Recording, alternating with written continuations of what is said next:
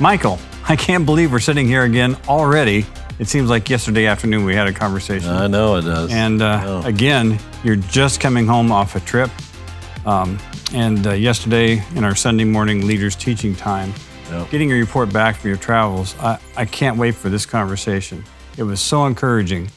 I think the thing that moved me the most, and to use the phrase our friend Daryl uses, I could see the fingerprints of God happening in the work and seeing the Spirit move in front of you. And I know one of your co-travelers that we may talk about later actually talked about that seeing things be arranged going in front of you and putting the right people. And you'll talk, I think, a little bit as we unpack that. I'd like to hear more about that. But one of the things that that sense of the Spirit going ahead of you, I heard yesterday, and I'll hear more today, about leaders and the communication they're getting from the Spirit to move them in the ministry. I think you had a couple of those stories on this trip. Boy, the first meeting, Jay, that we had over there in India, I was there 17 days. James and I, who have been together for over 20 years, his first trip, his very first trip. We get there, and this leader talks about 2.5 years ago, he's on his deathbed. And he's been sick for quite some time. And he tells a story about how he's ready to die. He's preparing himself, preparing his family, preparing his household.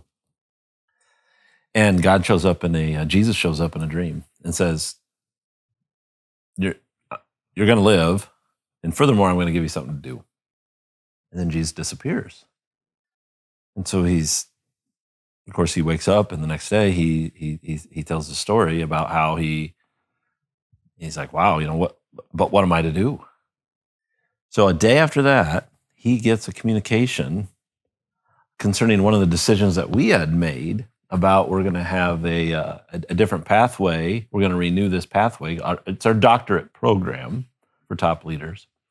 But it's a developmental pathway, ultimately. It's not about the academic credentials you get at the end of it. But the Master Craftsman Plan. Yeah, the Master Craftsman Plan. And he saw that, and he says, that's the answer to me being alive. And then he takes it one step further, and he says, as part of it, I had to develop a plan, a strategy of how I was going to develop my master plan for the sphere, the field God has given me. So he then makes a plan, and he has 40 different networks of churches, 40. In India. That he has, that's right, to some connection with. And over these last 2.5 years then, he's not only completed his master craftsman, but he's connected with 40-some other leaders and talked to them about how to do the first principles of the faith, how to build strong churches, how to develop everyone in the Kerygma and Didache in the churches, how the churches should function as family, how the churches need to function as families around meals and discussions, how everyone make growth, and he's focusing on leadership development. So we get there, our very first conversation with our very first set of leaders is with these, I don't think it was quite 40, I think he had 30-some of them there. And it was amazing start to hear that it felt a lot like the book of Acts, wow, that happened 2.5 years ago on your deathbed, and then the master strategy, your plan, your field exploded into these 40. It was really, you knew the Spirit was going on ahead. I paraphrase it from the Petrine Circle that with every breath, all his energy, he's pouring himself into the work, from his deathbed. Yeah. But that's the power of having a sense of where you are in the story of God's work. Mm-hmm. Once you realize that, it's energizing, it's powerful. I think too, once you have the lenses on that the book of Acts can happen today and is happening today. Happening, yes. Then you, I think two people can be at the same event and interpret things completely different because the narrative, the glasses you have on, the way you're interpreting things. And my goodness, if once you believe and have the glasses of Acts and you see the world through that the Spirit is continuing to do these things, then we just have to be faithful. We just have to be obedient and faithful to the text and to the teachings. And boy, you want to talk about a fulfilled man. 2.5 years after his deathbed, he is a fulfilled man. I mean, his name is Joy. And boy, it's a fitting name that he has at this stage of his life. I think he's mid-50s. You'll have to give me my pet phrase of just 20 more years, God, just 20 more years. Just 20 more years. And then every 20 years, I renew it. Well, that's really the way you phrase that and put it in perspective of Acts. Yeah. The way of Christ the Apostles shifts the narrative from a participant that listens and receives as opposed to a participant that participates actively and is living it out and mastering the scriptures so they understand who they are, what their role is. As my conversation with my wife yesterday, she was so passionate about, from her perspective, women fulfilling their role in the church, in their families, supporting their husbands, all in relationship to this trip. So you're meeting with a man that came from his deathbed, and you can do that because the churches here are doing their job. And she's so passionate about that we all play a part in that. And now he knows his part. Yep. And it catches fire. And that, to that point, Jay, I didn't mention that all of these leaders came from very different, these 30-some, almost 40, came from different areas. They're not all from the same city. So they traveled quite a few hours, many of them, over 10, some of them, down to the place where we were having the celebration. But they all came with their families. So wives were there, all their children were there. So the next day, we had a big celebration event with 40-some different networks of networks. But at that celebration, then all their wives are there, all their kids are there, and James and I got a picture with just that group. We got a picture with the whole group too. But pictures are phenomenal. Oh my goodness, they're so. Wasn't Joy one of the leaders that James has worked with? Yeah. So he got to meet him. He's been working with him for 2 years now. I've heard stories of how well it's going. Yeah, James is on our team. He's very much like he's a Luke. He's on a Pauline team, and he's been. This is the first time he's met him face to face. Yeah, because it's all been Zoom, email, WhatsApp. Now he's on a path in the Master Craftsman plan and taking those leaders through that. Did I hear that right? That he's building a network that is becoming equipped? Yeah. You mean that network? Yeah. He equipped himself through a whole developmental pathway. Got access to an academic credential that he would never have had any otherwise. And now he's doing the same for other networks and churches. They're getting established in the faith and they're expanding. It's the basic fundamentals of the book of Acts. When you talked about all the families came together. We got to see the pictures yesterday of the families and the celebrations. And the one that stuck in my mind were those flowers. And imagine, why would anybody spend a day arranging flowers? And I think somebody said that they actually were color coordinated, which I wasn't sure about because I couldn't tell. Taking care of everything, meals, travel. Why did they do this? And what's in it for them and what's in it for you? Yeah, we got to explain. So so many things there, Jay. So we were holding civilization-wide celebrations, which means that everyone who is working with us in these civilizations, we split the world up into 9 civilizations. There's 200 and some countries in the world, 220 some countries in the world, split them up into 9 civilizations. Each civilization, we have a celebration, at least one. In India, we had 2 in 2025, and that happened over this 3 weeks that I was there. So we were there at one of them, and a group of 70-some people had been planning and working on this for 6 months. They paid for it. They did all the time, the energy. They did everything for it. We do the equipping and the Paul's type work and his team's work that you see in the book of Acts. But as far as the event is concerned, they do 100% of all the work. And yes, specifics concerning the flowers. We have a color scheme on the slides that we use for building networks of churches. We have a blue, white, off-white, light blue, dark blue, complex network scheme that we've been using for years. And it shows, all the things I said. So yes, they went and got flower scheme to match that, and then made a whole backdrop for everything to match that.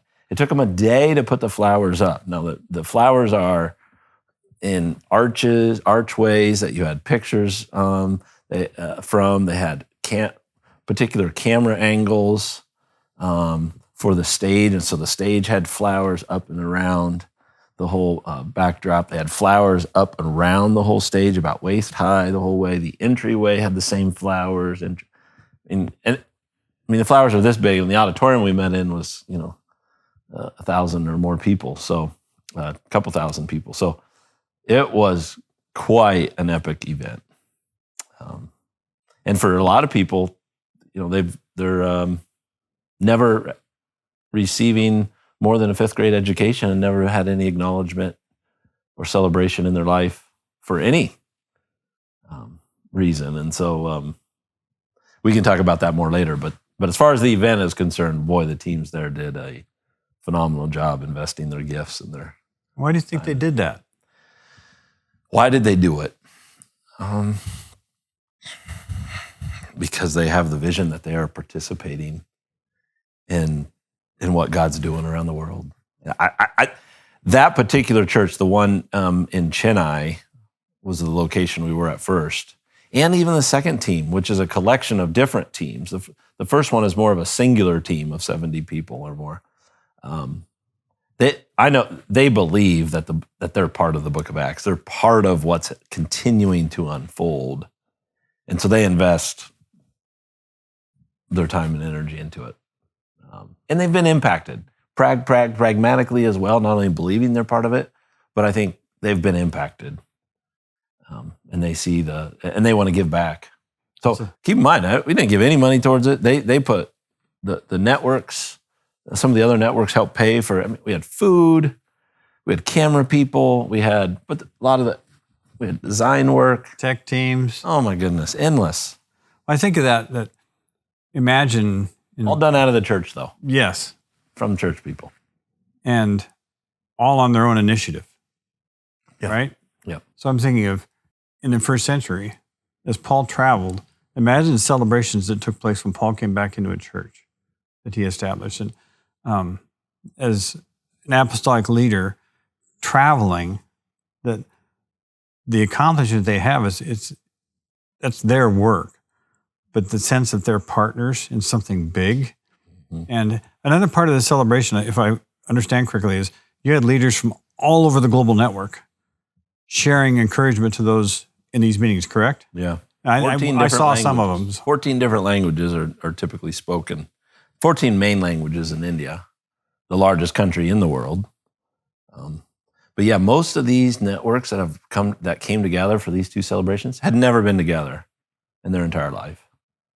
And so we're bringing together, and not only have they not been together, but they're together because of the paradigm, because of the patterns of the Book of Acts, the way of Christ and his apostles, but they are together eating, which again, that's a big deal. Different caste systems. Especially in India, people, yes. Eating together, taking down so many different barriers.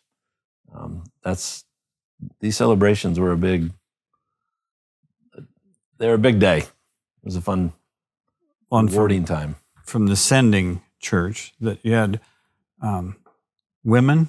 I saw pictures of women that illiterate, and yet they'd accomplished their work in the system. It's like it's a constant reminder to us that to not be arrogant, that anyone can engage with the way of Christ and the apostles and do their own work.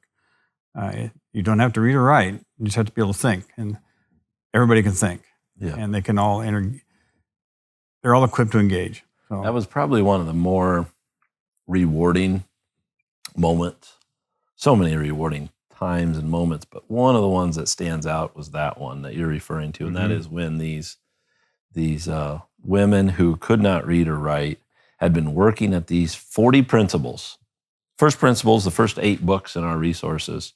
There's 40 principles of the Didache, of the teachings of Christ and his apostles in there.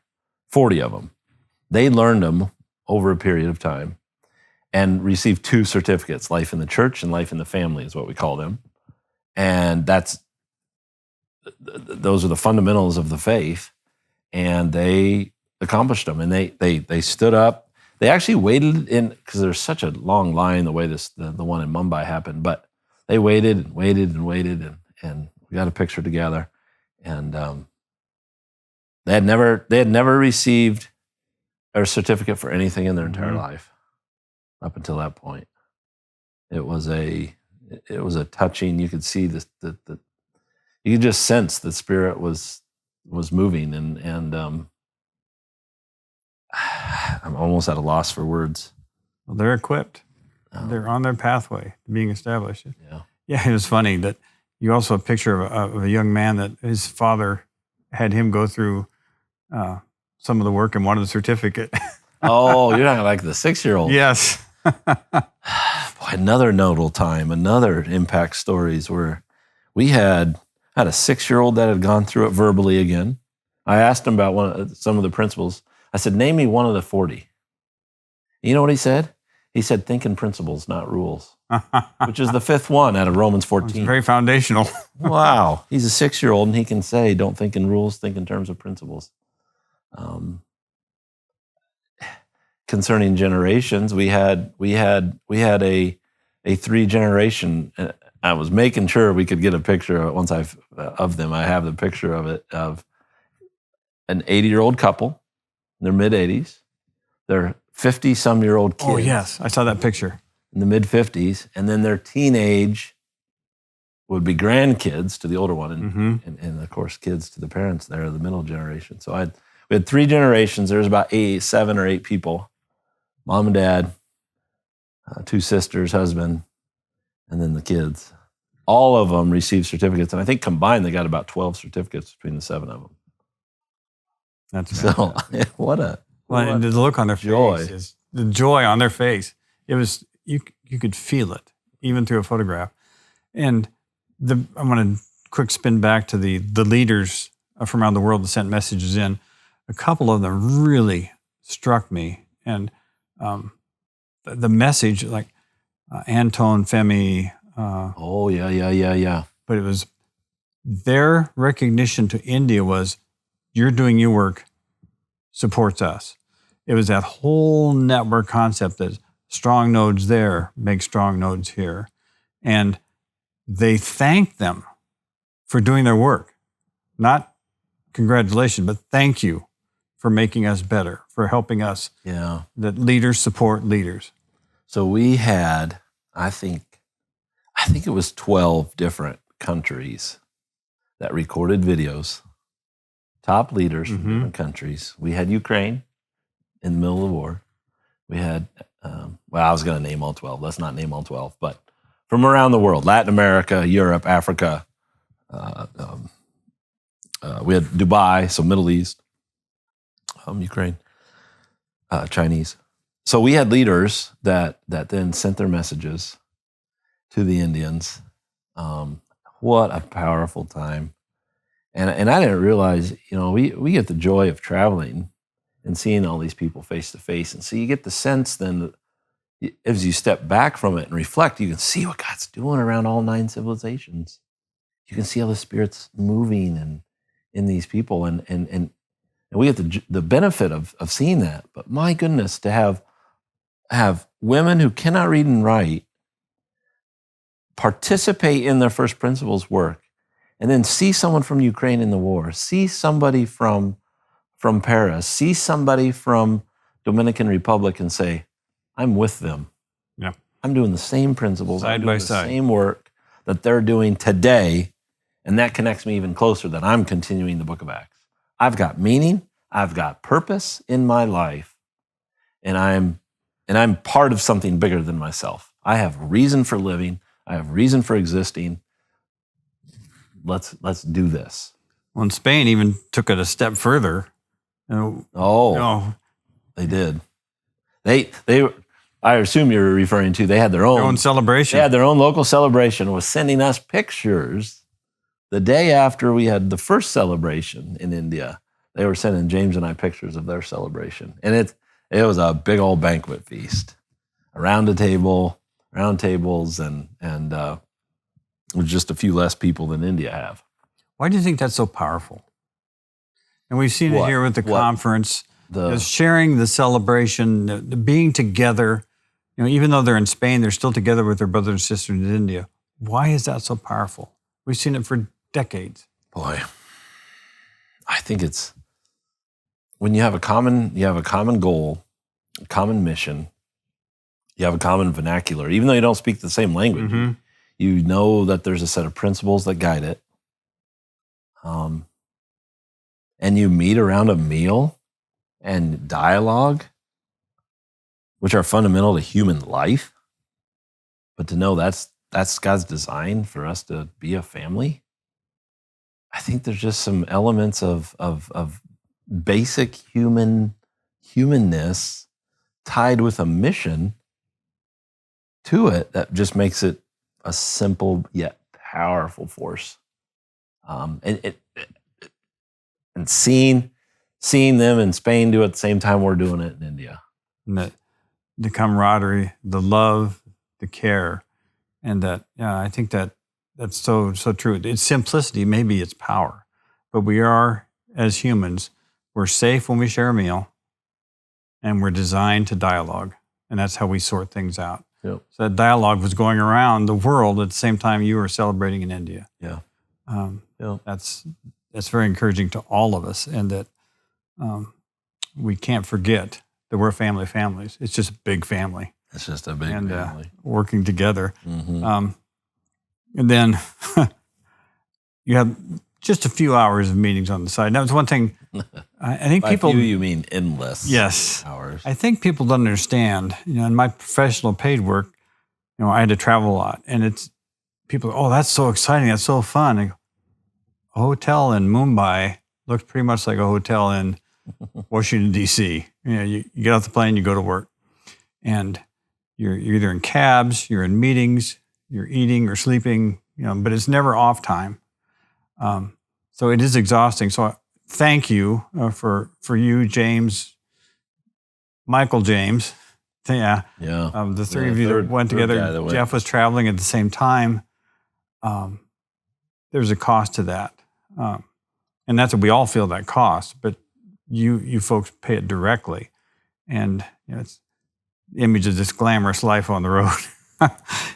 What a deceptive image. But in these meetings, both you and Jeff, the team's growing, right? Yeah, the team is growing. And to address your previous point, though, it is not glamorous. It is, you burn the candle at both ends, because you do feel the pressure of you're there. 17 days is a long time for me to be there. Away from home, I'm a homebody.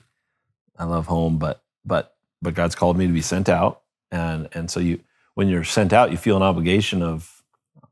You do feel an obligation, but you have a responsibility, stewardship, to meet with as many people as possible. There's just a lot of people. There's so many components of it, a complex set of components, but it's an obligation, but it's also conflicts out, fears within. It's challenging physically, it's challenging emotionally. Yeah, so I understand that. Your 11.5-hour time zone difference takes you a little while to adjust, but you just start right away. I mean, I try to start right away the first day and just get into it and just stay awake and eat the food and dialogue and invest in people. The global team is growing, or you said something about the global team. My goodness. The 4 or 5 people that were with me in this particular trip just were such a blessing. They and again, they're not paid people on our team. We don't pay them. They are people who lead their own churches or are part of other churches. This is not an organization. It's not an organization. But it's still a team. It's still a single mission. I had a guy that he's an administrator in his gift sets. He's an organizer. He loves scheduling. He scheduled all of my interior plane tickets, all my interior work, and most of the meetings he set up. Endless amount of work. I mean, he probably had 40-some meetings he set up in 17 days. He did my plane tickets inside, as I said. He had to rebook them 3 times because there's a Tina flood. sent him a thank you. I think so. And they paid for many of those trips. I didn't give them my credit card. They paid for them. The churches there paid for me to go back and forth. We got a taxi ride 3-4 hours away. Slept overnight. Taxi driver slept overnight. Took them back in the morning. Took us back in the morning. I ended up taking a flight. Some of the team then went back. Who paid for that taxi? Who organized the taxi? They organized all of that. So the church is there. They're owning it. They want to be part of it. Some of the top leaders traveled with me a couple different times, and they were such an encouragement to the soul of this work is worth it. Keep going. That type of encouragement. And we would sit with their churches. So we would go, and we went to Pune and met with some of their churches, and we would go from 6 at night, 5 at night, up until midnight, 1 in the morning. It just felt like Acts 27. You were the one going to fall out the window. I was going to fall out the window. I was Eutychus, it felt like, falling out the window in that passage. But those leaders were just continuously thankful that we could invest in each other's work, invest in each other's people. So that global team, it's if you think of it like an institution or an organization where everybody's going to be on a W-2. Don't say that. It's almost tax time. It's you're going to build something different. But that's when you look at what was being built in the book of Acts. That's the team you see growing. You see people who are rooted in it, people that are basing their whole life work around it, around these patterns of building church in this way. When you had a leader that was told to show up at a meeting, didn't even know there was a meeting in a dream, right? Oh my goodness. Yeah. We had another miraculous encounter through a dream again. He hadn't been engaged with us for 6 or so years, a couple years before COVID. And I was getting to the point in this trip, and I was a little tired I was tired a lot, but I hadn't seen him for a while. I'd kind of assumed he had dropped off and doing his own thing. And so he had traveled for over a day to meet with another really young guy in his 20s, early 20s. And so I see on my schedule that it's scheduled to meet with him. And so I have to go back an hour and a half, one direction. I'm kind of complaining about that. And then I meet him, and my first reaction to him was, what are we meeting for? Why are you, in a little bit in a negative way, I said, why are you wasting my time? I only have so much time in India. Why are you wasting my time? And he said, hold on. A couple weeks ago, I had a dream. And of course, at that moment, when he starts that way, you think, wow, Michael, you need to listen. Heads up. And he said that the Spirit had said to him, you need to go to the meeting. And he woke his wife up, and said, I'm supposed to go to this meeting, but I don't know what meeting they're talking about. I don't know what he's talking about. And then a couple days later, or it might have been the next day, I don't remember the detail, but he said, then the young guy came to him and said, hey, we need to go to Mumbai and meet with the team there because they're going to be there. And the guy waved him off and said, whatever meeting you're going to ask me to go to, I'm going to go.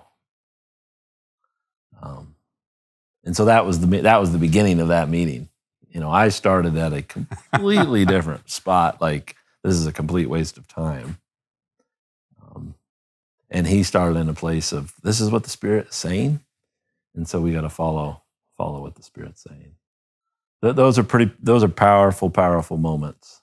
And when you're discouraged and tired, again, it's God gave you what you needed that time to lift you back up and just your philosophy a little bit and say, let's keep going. You know what? I hadn't put that set of glasses on that yet until just wow. Yeah, and that's why I was getting to the end of my rope. Mm-hmm. So I'm probably on day. See what would have been. I was probably on day 12 or 13 at that point of the trip. And so we're talking about the Spirit going ahead, but right there all the time, making sure everything's gonna, but providing you. There's another. You had a picture. It was a series of pictures, 3 or 4 pictures with our James, and the first picture is very stoic. You look grumpy or serious. Or next one, you got a smile. The third one, you're laughing. And you communicated to us in that conversation about that picture is that God gave you James at the right time to bring you to that ability to laugh and stay up emotionally in a situation where you're starting to wear down. And I think that's what the Spirit has provided. You can see that working through this whole trip. Jeff, we got a text about a meeting he was going to have. He says it could be the biggest meeting of his life. And he comes back saying it's the biggest meeting of my life. But, when it's discouraging, it's hard, and you get these breakthroughs. And, yeah. Yeah, James was that picture. I don't know how those cameramen captured it. I guess that's their job. Yeah. They're cameramen. It was perfect. But they got a series, that picture, they just must have snap, snap, snap, snap, snap. But I remember that moment. And I was surprised to see it on camera. But I was talking about what needs to change and what needs to improve. And so the beginning of that conversation was, this is great, but these are some changes we need to do better. And James responded to me and he said something to the point of, Michael, you are insatiable. And that's good. And I love that about you. However, let's just enjoy the food, enjoy the time, enjoy the rest of this evening, and let's invest everything we have into these people, into the leaders and all the networks that are here. And I said, we will. I will. I figured he just told you one of your old jokes. I remember it was a very sincere, very deep moment because he turned to me on a dime to focus on what needed to be focused on in the moment. Because I would tend to focus on 30 days of things or a year of things, and I'm not always thinking about the moment that's happening at that moment. I'm thinking about that's why I can be fairly careless with some details of the moment because I just don't care about them. I don't care about my car. I'm moving ahead. I'm thinking about next week and next month and next year. I'm not really thinking about today. So there's a dark side to that, of course, but there's a gift to that too. You can see the future a little bit better than others. But it's to have someone like James who can make you more aware of, and just thankful for where God has us at that moment. That special pictures. Yeah. That's a special series of pictures. Well, I'm thinking to these 2 knuckleheads in Altoona, Iowa, in a Lutheran church, starting out together that you didn't think you'd be together. You never thought you'd be here together. And yet... I tried to push us apart for a season of life just to... And so here you are. Yeah. And right person, right time. Yeah. And the other part about this is your network. You have those leaders around you right now. Jeff has those leaders around him right now. That gives you the safety, the comfort, the refreshment of supportive leaders that are there to co-lead, carry the load, carry water. I can think of all kinds of idioms but in support of the work. Yeah. And to try to help ease your load. And so that's what James is doing. But you think of James, you think of Chadwick, you think of Suman, George, you and Jeff together. Danny, Jeff and I together. And then that relationship changes back and forth where you're receiving or you're giving with all those leaders. And you've gotten to a point with your relationship with leaders where that's true. Yeah. And I think, Can you look back now with your travel, just this specific trip, and see that work out in real time? Were those leaders that are developing along with you made it easier for you to carry your load? Oh my goodness. On this trip especially, I can see it. Wasn't this trip different? Yeah, it's much more, if you're kind of zooming me out to 5 years. Look at it from a 5-year time frame, or 10-year, but let's just say 5 years. Oh my goodness, Jay. There's so much bigger roots of these ideas in people's hearts and minds and their lives. I mean, one of the women that is an absolute coworker to me while I was there was with me for probably 10, 11 of the 17 days I was there, over half. And she had been investing in these other networks, had traveled back and forth to these networks on her own accord, on her own dime.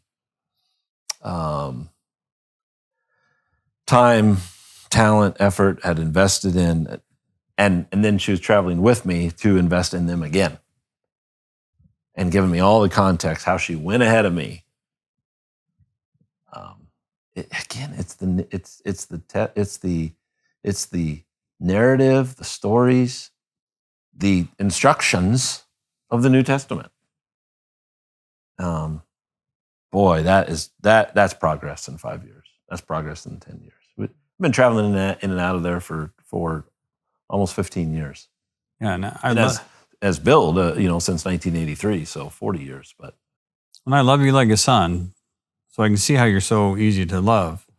But that's not what it is. It's that. The lady you're talking about doesn't have a long-term relationship with you. She's got a long-term relationship with the work, and fairly new to this level of investment. Yeah, that's what I saw in this one, is the maturity of the leaders that have come alongside. It's not the relationship that holds them. It's the ideas of the paradigm. It's the New Testament ideas that hold them and hold us together, put us on mission together. That's what you're saying. Yeah, and it's a new phase. Your stewardship is the root, right? Yeah. And you used it in your description, the rooting. So the rooting of the wave across the WCA, easy for you to say, that rooting is taking place, and those roots are pulling people together. So that I know I probably can't come up with a good tree analogy, though I'd love to. Actually, an aspen grove. Tree, did you see that? An aspen grove? So for the conference that's coming up into February? No. Are you just making this up? Yeah. Wow. Well, I'm coming from a biology side. The largest living organism is an aspen. So Anna came up to me yesterday, and she has hand-drawn in pencil, an aspen grove with all its roots. Yeah. She talked to me about how when there's a problem that the largest living organism in the world is an aspen grove, and that when some of the roots or some damage has been done, the roots actually communicate with one another, and they send help. I don't know how they send help, but they send resources to go help it. And so for this year's conference, this year's summit, we are going to have a theme and tablecloths and banners and slide themes of this aspen grove with all these roots. Like-minded. Wow. What's this conference you speak of? That's coming up quick, right? So as we mentioned, we have civilization-wide celebration banquets, and we have a global one as well. And that happens in our location in central part of the U.S., but that'll be the end of February, a week and a half, 10 days at the end of February, with a final grand finale of a big banquet feast. A global celebration. So that'll be, we'll be showcasing some aspen groves. Aspen groves, is that what you call them? What do you call them? Aspen grove. That's what I call it. I learned that, honestly, in the 60s. So in the 60s. Well, I learned about it yesterday morning. So a little 24 hours ago. Well, that's good. Two tree guys, reconnection. Yeah. And I think too that that celebration, we see the networks around the world have learned how to be a family of families in the gathering. They've learned how to celebrate. And so we're seeing just that common language you talked about in celebration, in gathering, in the first principles, mastering the scriptures. So it's evidence that I can see that rooting is occurring. Yeah. It was so encouraging that after these banquet feasts, a couple days later, a week later, you get these messages of, here's some pictures where we celebrated a banquet feast in our local church. And we handed out the certificates again as a local family. Oh, really? It's like a little birthday party. You have a big birthday party, then you have a little miniature birthday party. And it's so intimate. Yeah, but they're taking it back to their families, and then you get again. You're bringing more people. You're bringing family members who are not believers, who don't believe at all, but they're going to celebrate with them because they accomplished a big accomplishment in this world, a certificate that they've never had any credentialing of any sort. Whether they know it or not, the family plan was structured by someone else, not them. So it's an evangelism tool as well. Well, that's a great report. What a trip. And it felt like you were gone forever, and it felt like you were gone for 30 seconds. Yeah, I felt like that time thing is so confusing. But you remember, Jay, I called you 6 hours before I was going to go, and I said, I don't want to do it. And then to hear the report after you hit the ground back, and it's like, it's all good. Yeah. Because it is, again, I thank you because I know how hard it is. And I know the price you pay, and you pay, your wife pays, your children pay, the church pays. But it's the price we've all been called to. Yeah. And pay it, if we're oriented correctly, we're paying that gladly. Yeah. And would double down. So welcome home, and what a great trip and what a great conversation. So, thank you, and further up. Further in.